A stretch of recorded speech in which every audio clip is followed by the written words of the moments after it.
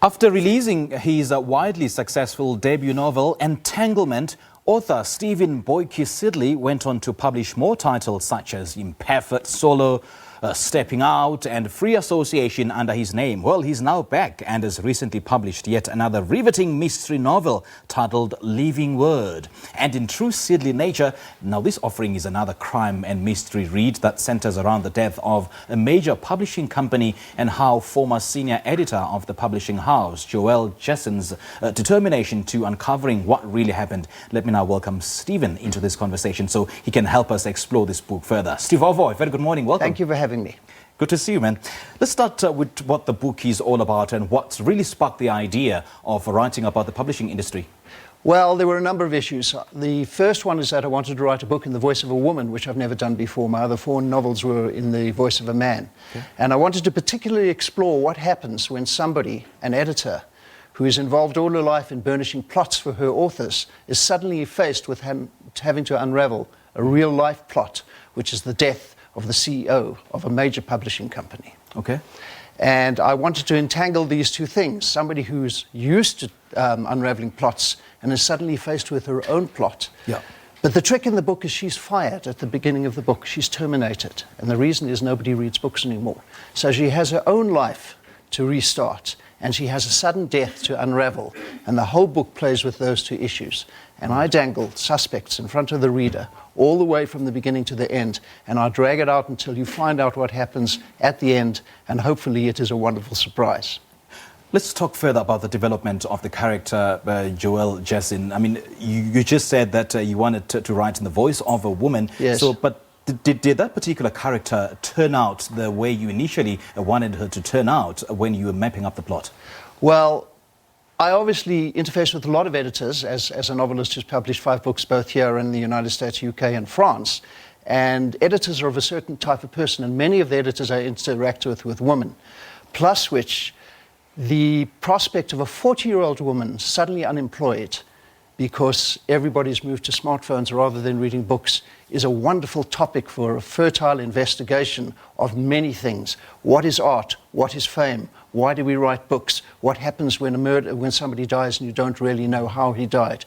And it all came together in this woman, Joelle Jesson, who's 40, no marriage because she married her career, no job because she's just been fired, and suddenly the sky falls on her head with this death, and she has to find out what happened. And she goes on a long and meandering journey, and the book guides along this thriller rail about where is the murderer, or was there a murderer, or did he commit suicide, or did he die of a secret disease? And you don't find out until the reveal at the end of the book. And she finds herself in the center of a very nasty investigation, despite the fact that she was fired. It gets even more complex than that. She falls in love with the detective who's looking at the prospect. She falls in love with the deceased's brother. So there are all sorts of side issues that pull her from one side to the other. Let's talk about some of these suspects in her quest to finding more answers. Well, she goes to the funeral of her ex-boss, and standing at the car when she comes out of the funeral is a police detective. And she thinks the police detective is looking into the murder. But actually, the police detective is trying to sell her a manuscript because he wants to write a book. Whoa. And so they start a complicated relationship about that. There is the brother of the CEO of the publishing company who is a failed artist and jealous of his brother. Mm-hmm. And could he be the person responsible? Mm-hmm. There is a talentless writer who is in the background lurking and stalking her. Could he be the suspect? Mm-hmm. And I think one interesting facet of this book is the fact that you talk about the digital world and how that affects the traditional world of publishing. It's had a major effect on the traditional world of publishing. As we all know, particularly fiction sales have shrunk as people find more exciting places to put their eyes. There's only a finite number of people and a finite amount of attention span, and novelists face the challenge and difficulty of getting people to spend 12 hours reading their book rather than picking up their cell phone and watching Facebook. Now, your name has, he's always been synonymous with intrigue and drama and mystery, and you are adored by your fans and your readers worldwide. So what is it about this genre that was particularly appealing to you? Each one of the books that I've written attacks builds a story around a different theme. We have a story around getting old and stepping out. We have a story about a physicist in Entanglement. We have a story about podcasting and free association. We have a story about a saxophonist in Imperfect Solo. So I always start my book with a character who interests me. And a 40-year-old, unemployed, single woman, of whom I know many, became an area of interest for me, and I built a story around her. Right. Now, Stivovo, you speak about, talk to us about the literary alliance we formed with Melinda Ferguson. Yes. How did that come about? Well, Melinda Ferguson is a force of nature and a hurricane in enthusiasm for her authors, and we've known each other for a long time while I was with another publisher, and we finally had copy together, and she said, give me a crack at you, and I liked her energy, and we formed an alliance, and I'm moving with her now. Okay. I don't know if you know Melinda, but she's unforgettable once you remember her. Once you meet her. Right, right.